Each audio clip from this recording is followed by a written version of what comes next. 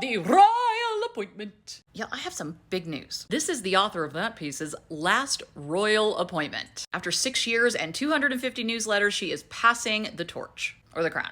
The spirit stick, whatever. We'll say that I have noticed over the past couple of weeks, and was just talking to a friend about this, how she hasn't been reporting on the royals as much. She has not been doing the royal appointment either, and it seemed like there was a transition. And since she covers both politics and the royals, I would not be surprised if she's moving more full-time into politics, given what we've seen of her writing and also her GB News show. She says she's working on a big project, and I think we know what it is. As we've noted before, there have been supply chain issues for her uncle, Count Chocula, and the rollout on Halloween cereals was a disaster. So she is working hard to revitalize the brand, especially the cereal that was rolled out in honor of her.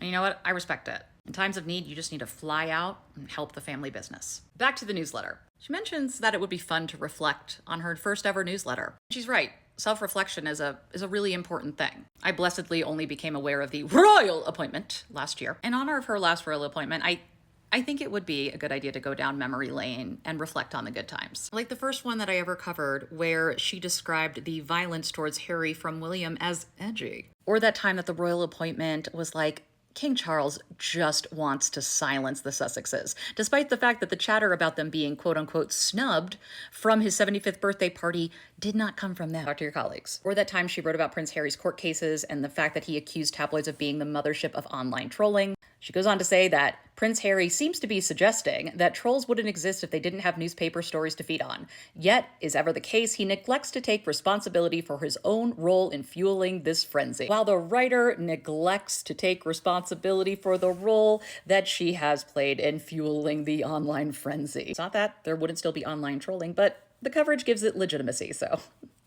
Or that time she accused Harry and Meghan of taking the bait for South Park satire. In reality, the Sussex's spokesperson was replying to a media request for comment about if the animated television sketch could have legal ramifications, in which they said it was all frankly nonsense and totally baseless and boring. That's not taking the bait. Or after that time she reached out to me to clarify some points via DM, she did an entire royal appointment dedicated to Meghan's online amateur sleuths. Can't say this enough. It's not about objecting to the color of her skin. It's about the way race informs the reporting on her from a majority white media that doesn't seem to recognize or believe a Black woman's feelings. But what is so encouraging to see is just how people grow and change. Maybe she used to say these things, but she's now ready to take responsibility, which I have to be honest, I was not expecting. JK, no change. Takes no responsibility for how biased the coverage has been and how harmful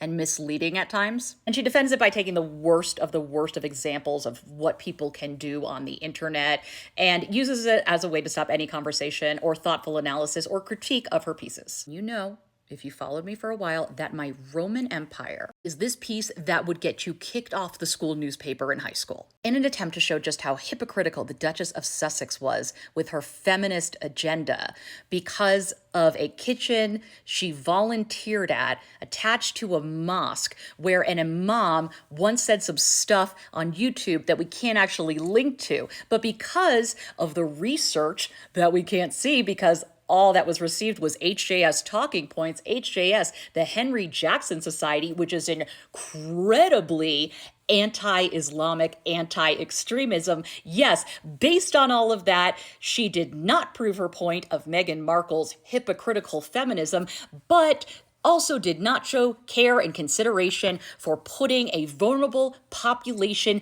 at risk. Muslim women that were just trying to build community and feed people after losing their house in a horrific fire in a building that no one gave a shit about because it was mostly brown people living there. I have some feelings about this. The article still lives here and there's still zero contrition. And this piece is very indicative of the continuing political culture clash coverage that we have seen from the writer. And while she might not be talking about the Duchess of Sussex as much, there's still discussion and painting marginalized communities with a broad brush, and that is dangerous. That stokes fear, that stokes hate, that's a problem. Who is taking over for the royal appointment? It will be another royal reporter named Hannah Furness. I'll learn it. Note, this is not the Royal Rota representative for the Telegraph. That would be Victoria Ward. I'm going to try to proceed with an open mind. Based on the fact that I guessed the entirety of last Wednesday's royal appointment, ask my super sleuth Amy, she will confirm. I don't know. I don't know what to expect. What does this mean for me in the royal appointment? We'll see how it goes. We'll see if it's worthwhile to do videos on it. We'll see what the coverage is like. A friend did give me an idea that maybe I should just start doing a roundup of some of the op-eds that we see around the internet, so I can bring back Jan Moira. And with that, farewell.